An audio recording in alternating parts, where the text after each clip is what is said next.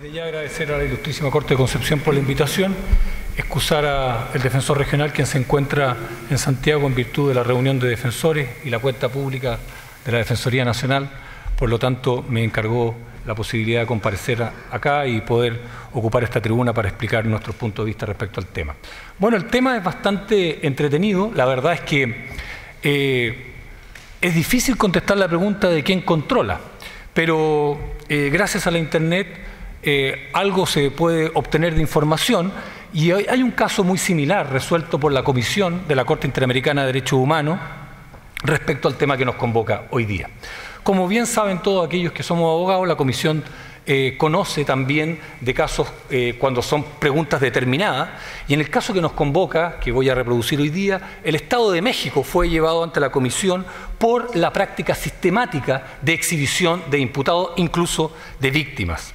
Pues bien, en la audiencia 147 del año recién pasado, se vio en la sesión ordinaria de la Comisión de la Corte Interamericana de Derechos Humanos. Como ya les señalaba, era un caso de México en que se tenía esta práctica masiva de exhibición de imputados por parte de las policías mexicanas. La Comisión resolvió prohibir esta práctica por ser fundamentalmente cruel, inhumana, degradante. Se señaló que se afectaba la intimidad, el buen nombre, el honor y la honra con esta práctica. El caso fue llevado por el comisionado Rodrigo Escobar Gil, quien señaló un largo informe señalando lo que pasaba en México, especialmente en el Distrito Federal. Como muchos de ustedes deben saber, el Estado mexicano es un Estado federal, pero ha ido modificando su procedimiento penal ya desde por lo menos desde el año 95 en adelante, por un procedimiento bastante más acusatorio, bastante parecido al Código Procesal Penal chileno. En los estados del norte esos códigos tienen incluso bastante más desarrollo que el Código chileno, con las dificultades que significa implementar un código acusatorio en un país como México, con las dificultades de criminalidad que eso tiene. Bueno, el comisionado señaló que era una práctica inadmisible e invitó al Estado mexicano a profundizar en la elaboración de políticas para prevenirla. La pregunta que debemos hacernos entonces, ¿esta situación que fue llevada ante la Corte es similar o no es similar a la situación que nos convoca hoy día conforme a la pregunta que se ha hecho en el panel? Claramente sí, porque esta situación era antes de los controles de detención. En México el plazo son 48 horas, pero la mecánica es relativamente similar. Era realizada por las autoridades policiales. El contexto en que se realizaba esta exhibición por parte de las policías mexicanas era en un contexto donde se señalaba por parte de la comunidad que el sistema criminal mexicano no tenía la posibilidad de sancionar conforme a la gran cantidad de denuncias que existían en México. Se decía el 90% de los delitos, y así están los estudios, son denunciados pero no tienen resolución alguna, y solo hay un 1% de condena. Esto hizo que la policía y el Estado, el Ejecutivo, entonces tuviera que mostrar rápidamente resoluciones y exhibir esto de los condenados, de los detenidos, para poder mostrar resultados. Es lo que se conoce como populismo penal en doctrina. Entonces, dado este análisis que existía en el sistema penal mexicano, entonces se optó por este camino. Ahora, el informe y la resolución señala que hay violación de la garantía del debido proceso con la exhibición. ¿Y por qué señala que hay violación del debido proceso con la exhibición? Bueno, porque se señala en las diferentes etapas que se inicia el procedimiento penal y específicamente la detención de las personas, no se contempla la exhibición. Por lo tanto, desde el punto de vista del debido proceso adjetivo, esto es la regulación propia que cada uno de los procedimientos debe tener, esta actuación consecuencial de actos que se conoce como el procedimiento, no contempla esta etapa, por lo tanto es una etapa que no está, y como no está, entonces no lo contempla el debido proceso. Si hacemos un símil, en nuestro ordenamiento jurídico, en la primera etapa, el artículo 131, cuando se refiere a la detención por orden judicial, se señala brevemente que los agentes policiales conducirán de inmediato al detenido a presencia del juez que hubiera expedido la orden. No hay una etapa donde puedan exhibirse.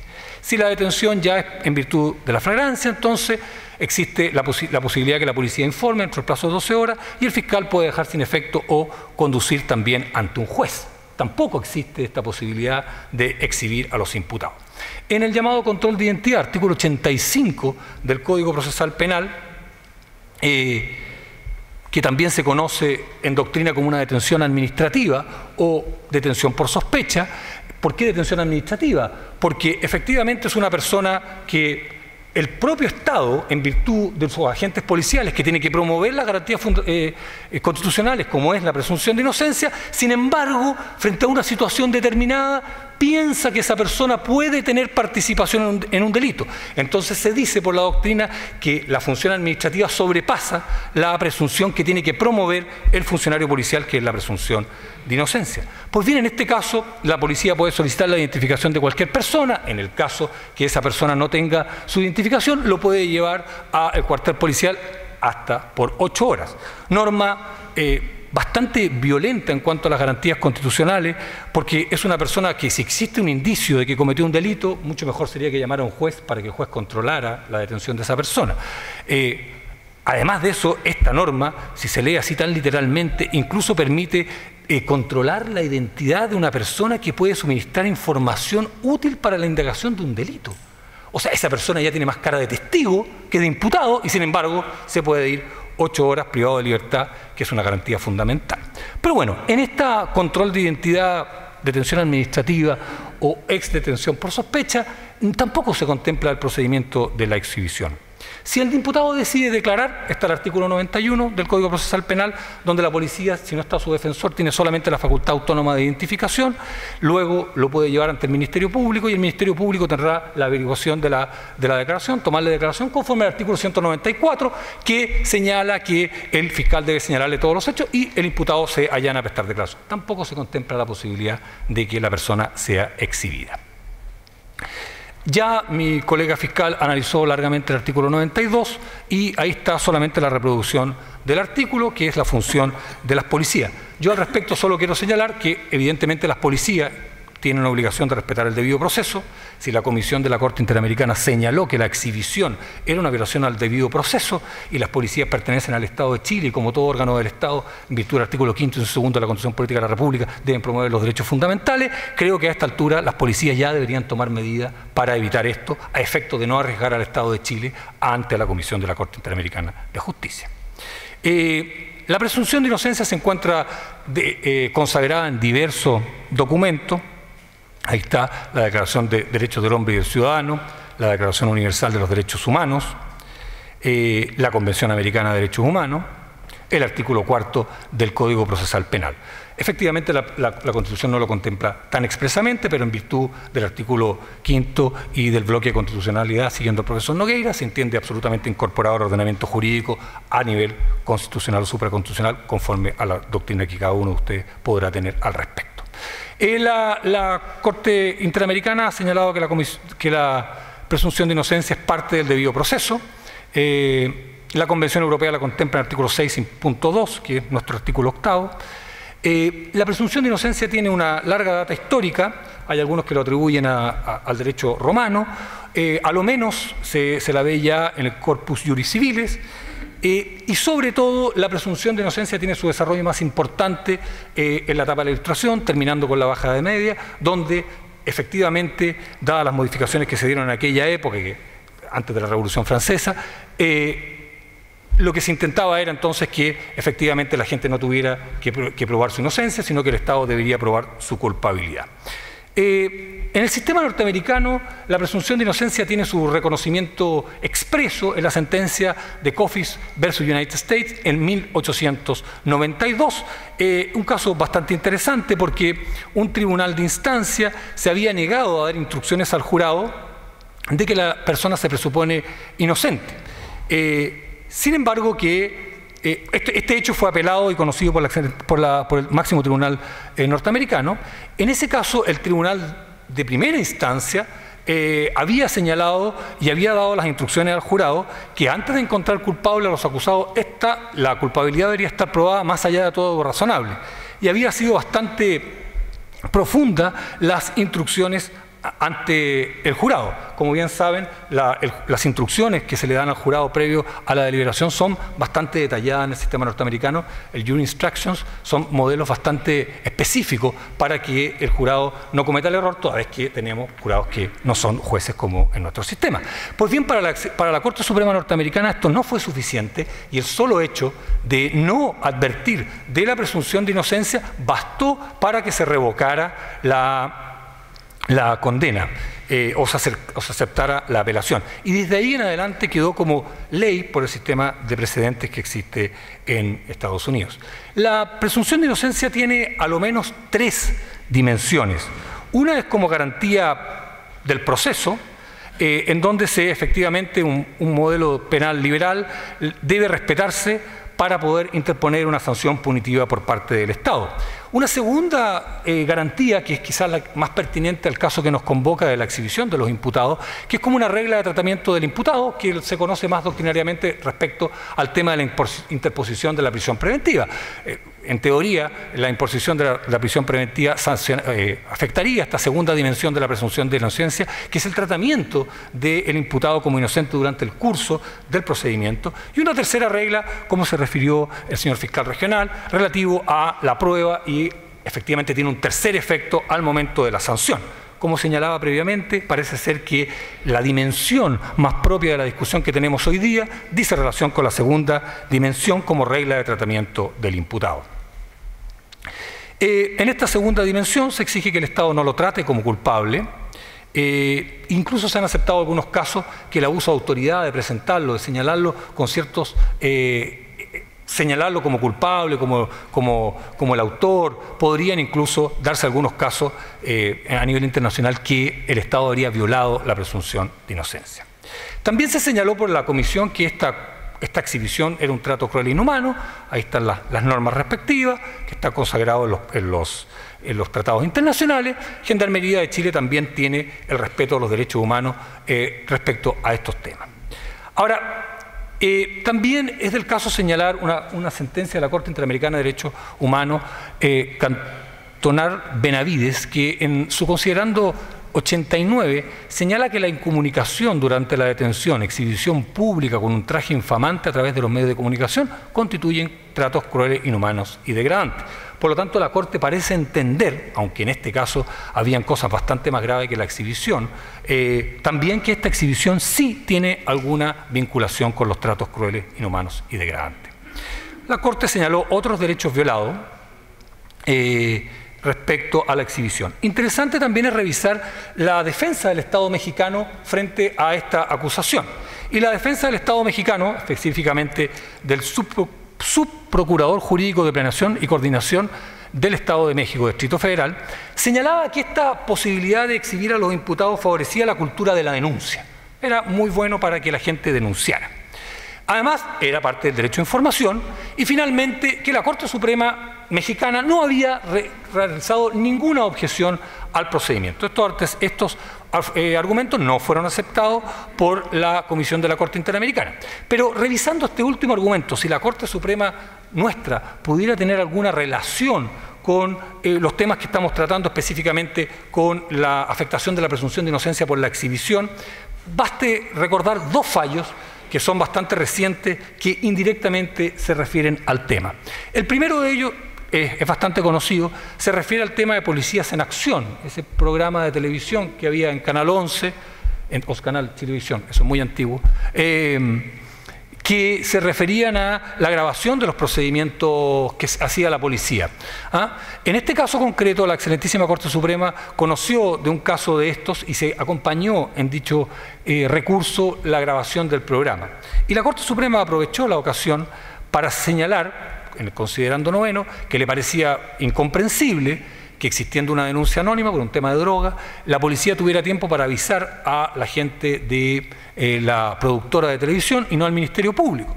Pero lo que más quizás es pertinente a lo que nos convoca hoy día, se señala proceder a la afirmación de una diligencia propia de una investigación criminal que ni siquiera se había formalizado para entonces, donde se procede a exhibir a las personas que se detienen y gozan aún de la presunción de inocencia.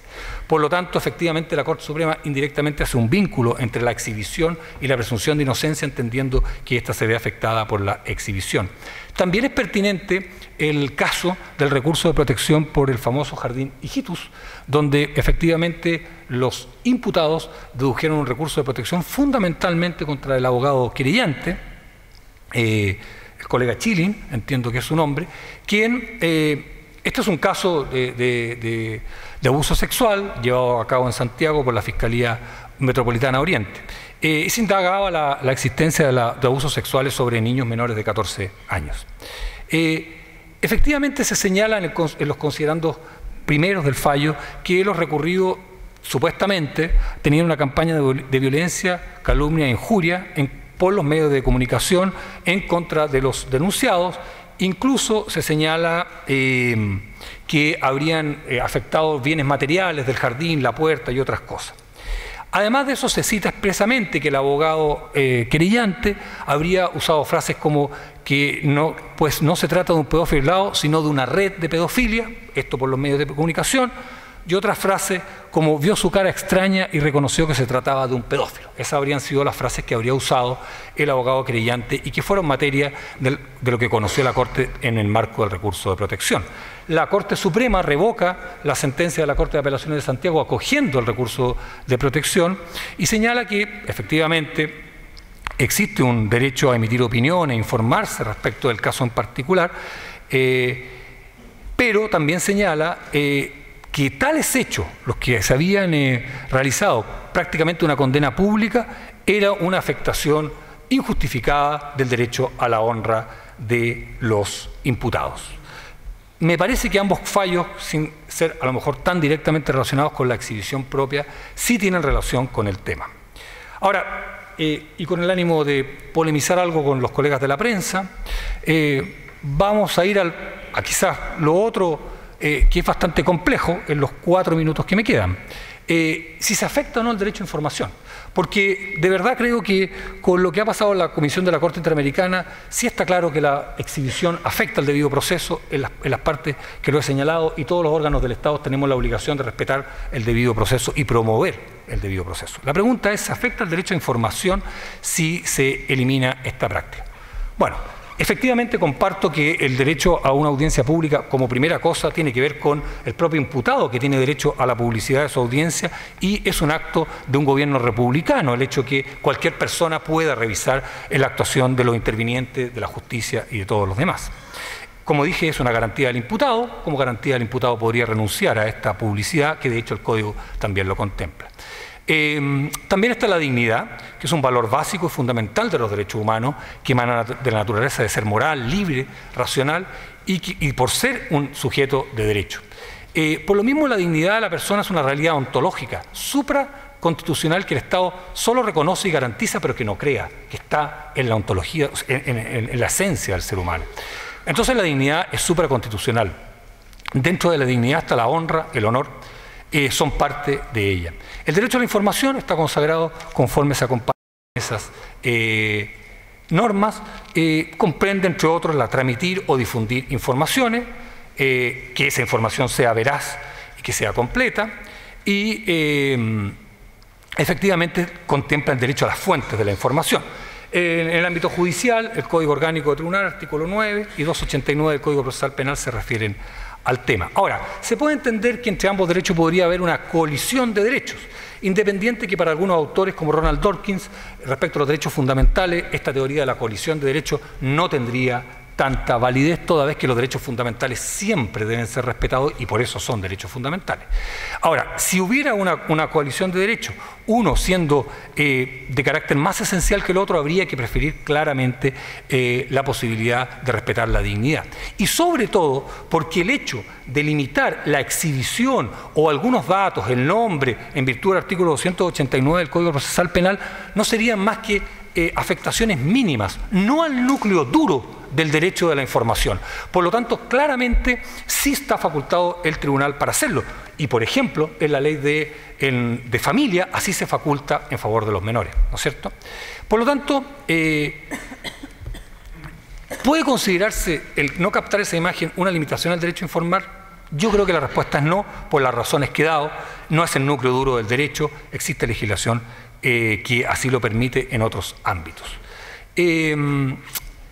Finalmente, para no alargarme más, solo quiero citar la norma del Código, o sea, un par de cosas más. Ahí hay una norma del Código de Ética del Colegio de Periodistas que efectivamente también evitará identificar contra su voluntad a personas relacionadas tales como parientes, amigos, vecinos, acusados, convictos.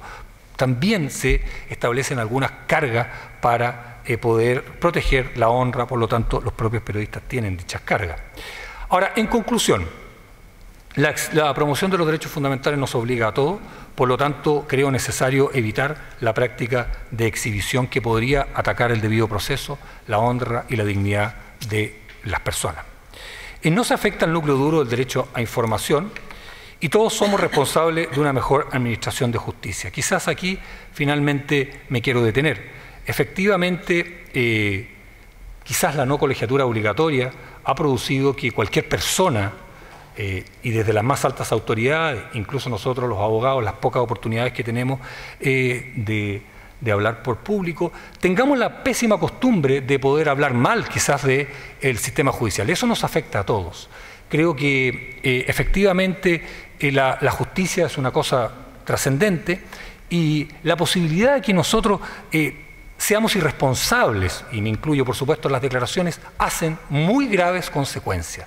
Por eso creo que la colegiatura obligatoria es bastante importante a efecto de que todos los intervinientes seamos responsables de lo que decimos, porque hay un daño a la administración de justicia y uno siente como ciudadano que, o envidia naturalmente, que en otros países la gente crea que en sus países existe el mejor sistema de justicia. Si usted habla con un ciudadano norteamericano, él va a creer, independiente de lo que nosotros pensemos, que tiene el mejor sistema de justicia.